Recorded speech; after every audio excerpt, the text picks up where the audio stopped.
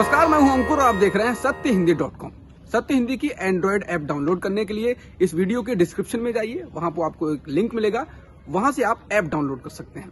अब एक नजर डाल लेते हैं अब तक की खबरों पर। संयुक्त किसान मोर्चा की बैठक में किसानों के नेताओं का एक 5 सदस्यीय पैनल बनाने का फैसला किया गया है, जो सरकार से बाकी की मांगों पर बातचीत करेगा। सरकार ने मंगलवार को किसानों से कहा था कि वो एमएसपी की कमेटी के लिए 5 किसानों के नाम सुझाएं।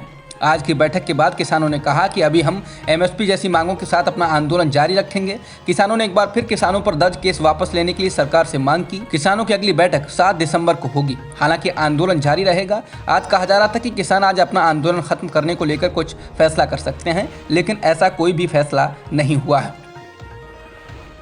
राष्ट्रीय राजनीति में छलांग लगाने की कोशिश कर रही पश्चिम बंगाल की मुख्यमंत्री ममता बनर्जी को बड़ा झटका लगा है।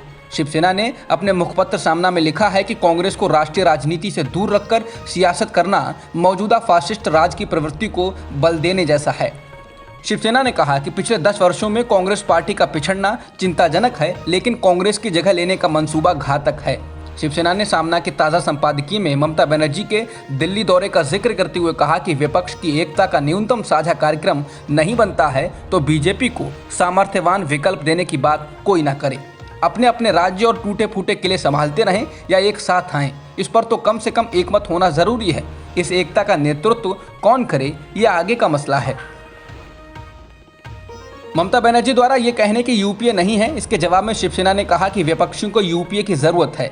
यूपीए के समानांतर दूसरा गठबंधन बनाना ये बीजेपी के हाथ मजबूत करने जैसा है। यूपीए का नेतृत्व कौन करे, ये सवाल है। शिवसेना ने कहा कि कांग्रेस के नेतृत्व में यूपीए गठबंधन किस किस को स्वीकार नहीं है। वे खुलेआम हाथ ऊपर करें, स्पष्ट बोलें, पर्दे के पीछे गोटरगू ना करें। इससे विवाद और संदेह बढ़ता है। यूपीए नहीं होगा तो दूसरा क्या? इस बहस में समय गंवाया जा रहा है। जिसे विपक्ष का मजबूत गठबंधन चाहिए, उन्हें खुद पहल करके यूपीए की मजबूती के लिए प्रयास करना चाहिए। इसके साथ ही शिवसेना ने टीएमसी पर निशाना साधते हुए कहा कि गोवा, पूर्वोत्तर राज्यों में टीएमसी ने कांग्रेस को तोड़ा, लेकिन इससे केवल टीएमसी का 2-4 सांसदों का बल पड़ा। आम आदमी पार्टी का भी वही है, कांग्रेस को दबाना और खुद ऊपर चढ़ना। यही मौजूदा विपक्षियों की राजनीतिक चाणक्य नीति है। महाविकास आघाड़ी सरकार में कांग्रेस की सहयोगी शिवसेना ने खुलकर कांग्रेस की तरफदारी करते हुए कहा कि आज भी राहुल गांधी और प्रियंका गांधी की राजनीतिक बदनामी की जा रही है और वे इससे संघर्ष कर रहे हैं। शिवसेना ने कहा कि अगर प्रियंका लखीमपुर खीरी नहीं पहुंचती तो किसानों की हत्या का मामला रफा दफा हो गया होता। यही विपक्ष का काम है। यूपीए नेतृत्व का दैवीय अधिकार किसका, ये आने वाला समय तय करेगा। पहले विकल्प खड़ा करो। शिवसेना के राज्यसभा सांसद संजय राउत ने शनिवार को कहा कि कई राज्यों में कांग्रेस का आधार है। कांग्रेस के साथ हम सब मिलकर काम करें तो एक अच्छा फ्रंट बन सकेगा, जहां सब लोग एक साथ रहें, और इसका आदर्श उदाहरण महाराष्ट्र है। ड्रग्स क्रूज मामले में एनसीबी और मुंबई में इसके जोनल डायरेक्टर समीर वानखेड़े पर हमलावर रहे नवाब मलिक ने अब एनसीबी की एक और कार्रवाई पर गंभीर सवाल खड़े किए हैं। महाराष्ट्र के मंत्री मलिक ने कहा कि एनसीबी ने राज्य पुलिस के एंटी नारकोटिक सेल यानी एएनसी से अपने शीर्ष 5 मामलों को केंद्रीय एजेंसी को स्थानांतरित करने के लिए कहा। इसी को लेकर नवाब मलिक ने केंद्र सरकार के मंसूबों पर संदेह जताया है। उन्होंने ट्विटर पर एनसीबी के खत को ट्वीट किया है और लिखा है, इस पत्र को पढ़ने पर एनसीबी की मंशा संदिग्ध लगती है। जब एनडीपीएस अधिनियम में ऐसा करने का कोई प्रावधान नहीं है तो वे राज्य सरकार के अधिकारों का उल्लंघन करने की कोशिश क्यों कर रहे हैं? क्या कोई दूसरा मकसद है? एनसीबी को भारत के नागरिकों को जवाब देना चाहिए।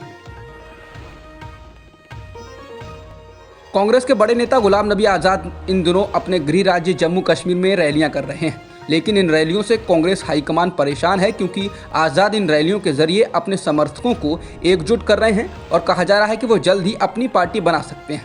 हालांकि आज़ाद ने कहा है कि वो कांग्रेस नहीं छोड़ेंगे। बीते कुछ दिनों में आज़ाद के कई समर्थकों ने पार्टी से इस्तीफा दे दिया है। इनमें राज्य के कई पूर्व मंत्री और विधायक भी शामिल हैं। इनके निशाने पर जम्मू कश्मीर कांग्रेस के अध्यक्ष गुलाम अहमद मीर रहे हैं। बता दें, गुलाम नबी आज़ाद कांग्रेस में बागी नेताओं के गुट G23 के नेता हैं।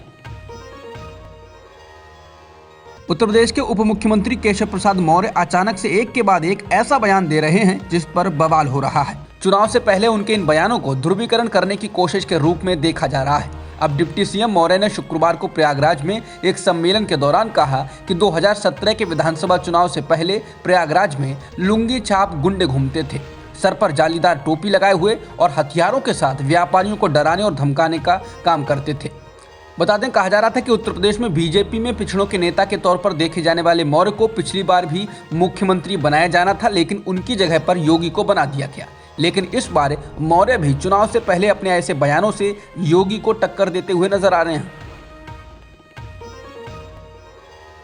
डिप्टी सीएम केशव प्रसाद मौर्य के द्वारा मथुरा काशी का मुद्दा उठाए जाने को लेकर समाजवादी पार्टी प्रमुख अखिलेश यादव ने कहा कि बीजेपी के लोग हर मुश्किल में भगवान को याद करते हैं और ये स्वाभाविक है। जब भी कोई कठिनाई में होता है वो भगवान को याद करता है और हमें ये नहीं भूलना चाहिए कि एक भजन है, भूखे पेट ना होए भजन गोपाला। इंडियन एक्सप्रेस से बात करते हुए अखिलेश ने कहा कि आज लोग नौकरी चाहते हैं, किसान चाहते हैं कि उनकी आय बढ़े और आम लोग चाहते हैं कि महंगाई कम हो। बीजेपी को इन सवालों का जवाब देना चाहिए। कांग्रेस महासचिव प्रियंका गांधी वाड्रा ने अखिलेश यादव की पिछली सरकार को जातिवादी और गुंडों वाली सरकार कहा था, जिसके बाद अब अखिलेश यादव ने भी कांग्रेस पर पलटवार किया है। इंडियन एक्सप्रेस से बात करते हुए अखिलेश ने कहा कि इस बात की संभावना है कि आगामी विधानसभा चुनाव में कांग्रेस को 0 सीटें मिलें। अखिलेश ने कहा कि कांग्रेस इस बार प्रतिस्पर्धा में नहीं है, वो यहाँ केवल विज्ञापन के लिए हैं। उन्होंने कहा ये यूपी का चुनाव है और राज्य की जनता बीजेपी को हटाना चाहती है। जनता केवल समाजवादी पार्टी को विकल्प के रूप में देखती है। कांग्रेस को कम से कम ये तो स्पष्ट करना चाहिए कि वो बीजेपी को हटाना चाहती है या नहीं। उनकी नीतियों, कार्यक्रमों और फैसलों को देखा जाए तो भाजपा और कांग्रेस में कोई अंतर नहीं है। न्यूजीलैंड के एजाज पटेल ने इतिहास रच दिया है। उन्होंने पारी के सभी 10 विकेट झटक लिए हैं। एजाज ने भारत बनाम न्यूजीलैंड के मैच में ये असंभव काम कर दिखाया है। एजाज मूल रूप से मुंबई के रहने वाले हैं। वे तीसरे गेंदबाज हैं जिन्होंने ये कारनामा किया है। इससे पहले जिम लेकर और अनिल कुंबले ऐसा कर चुके हैं। अनिल कुंबले ने पाकिस्तान के खिलाफ 10 विकेट लेकर ये रिकॉर्ड बनाया था।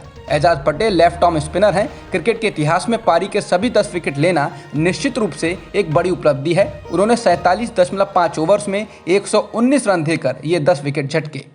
अब तक की खबरों में इतना ही। बाकी खबरों के लिए बने रहिए सत्यहिंदी.com के साथ। सत्य हिंदी का ऐप डाउनलोड करें गूगल प्ले स्टोर पर।